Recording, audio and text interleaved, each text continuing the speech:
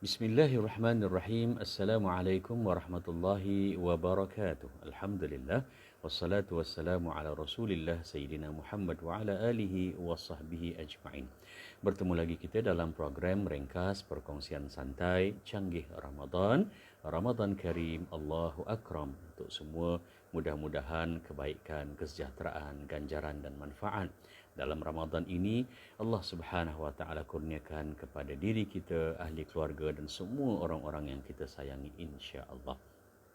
Berdasarkan sepotong hadis sahih, baginda Rasulullah sallallahu alaihi wasallam diriwayatkan berkata daripada Sahal bin Sa'ad, an Sahal bin Sa'ad radhiyallahu anhu, anna Rasulullah sallallahu alaihi wasallam qala, daripada Sahal bin Sa'ad radhiyallahu anhu bahawasanya Rasulullah sallallahu alaihi wasallam bersabda, la yazalun nasu bi khairin ma ajjalu al-fitra. Muttafaqun alaih.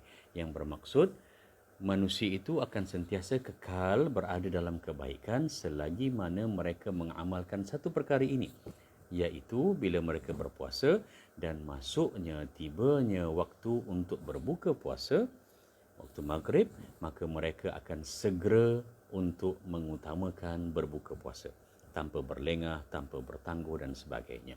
Dan ini diperkuatkan lagi dalam sepotong hadis qudsi daripada Abi Hurairah radhiyallahu anhu qala, dia berkata, qala Rasulullah sallallahu alaihi wasallam, Nabi Muhammad sallallahu alaihi wasallam bersabda, qala Allah azza wa jalla, kata Nabi, Allah Subhanahu wa taala sendiri berfirman, hadis qudsi yang menyatakan bahawa ahabbu ibadi ilayya, sebaik-baik dan yang paling aku sayang, kata Allah Subhanahu wa taala, di kalangan hamba-hambaku, a'jaluhum fitran, mereka yang sentiasa mengutamakan tanpa berlengah walaupun sedikit untuk terus berbuka puasa apabila masuknya waktu berbuka.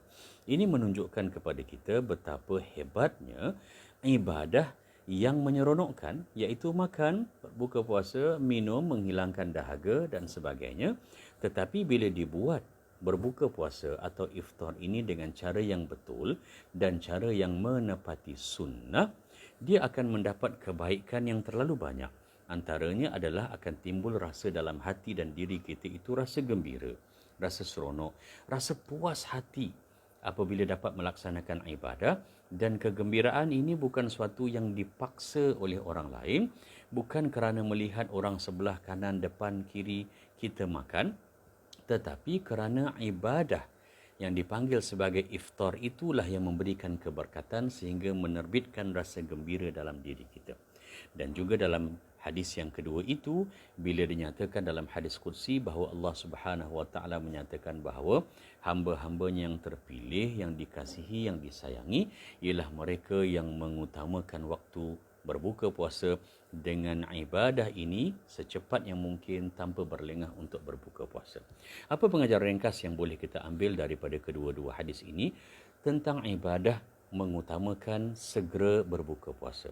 Pertama, untuk memastikan kita dapat melaksanakan sunnah Nabi ini dan menjadi kesayangan seperti mana yang dinyatakan dalam hadis qudsi tadi, kita hendaklah bersedia. Disarankan agar diri kita dan ahli keluarga agar dapat bersedia untuk berbuka puasa. Juadah bukanlah merupakan suatu keutamaan.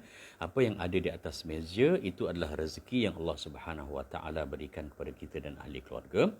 Pertamanya, untuk bersedia awal, ajak ahli keluarga kita untuk berada di meja makan ataupun duduk bersila di atas lantai dengan juadah yang ada tamarnya, airnya dan sebagainya lebih awal sebelum masa berbuka puasa supaya tidak ada rasa kelam kabut dan sebagainya bila dilaungkan azan maghrib. 5 minit, 10 minit. Kedua, diisikan masa 5 atau 10 minit tadi sebelum menantikan waktu berbuka puasa dengan memperbanyakkan doa kepada Allah Subhanahu wa taala dan berzikir mengingati Allah Subhanahu wa taala. Jadikan fokus pada ketika itu hanya untuk mendekatkan diri kepada Allah, dan instrumen yang diguna pakai, platform ataupun landasan ibadah yang kita ambil adalah dengan kita memperbanyakkan doa. Doalah dalam bahasa Arab, dalam bahasa Melayu dan sebagainya, dan juga dengan memperbanyakkan zikir. Yang ketiganya, untuk menjadikan dapat kita ini menepati sunnah untuk berbuka puasa secara bersegera, yakni dalam keadaan bukanlah kata berebut-rebut tetapi tidak dilengahkan dengan secara sengaja, adalah untuk menjadikan kita dapat berbuka seperti mana Nabi Muhammad sallallahu alaihi wasallam berbuka. Dalam sepotong hadis sahih yang lain dinyatakan Nabi akan berbuka puasa dengan rutab, iaitu tamar yang basah. Kalau tidak ada, maka Nabi tidak memilih mana-mana tamar yang kering dia akan makan.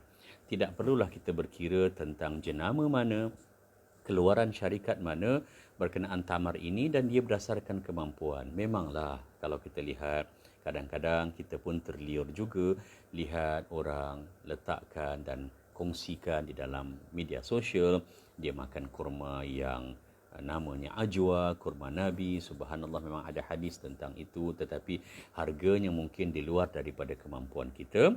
Berbukalah dengan apa yang mampu. Tamar yang biasa ataupun jenama, keluaran mana-mana sekalipun, subhanallah, ia akan dapat menepati sunnah Nabi.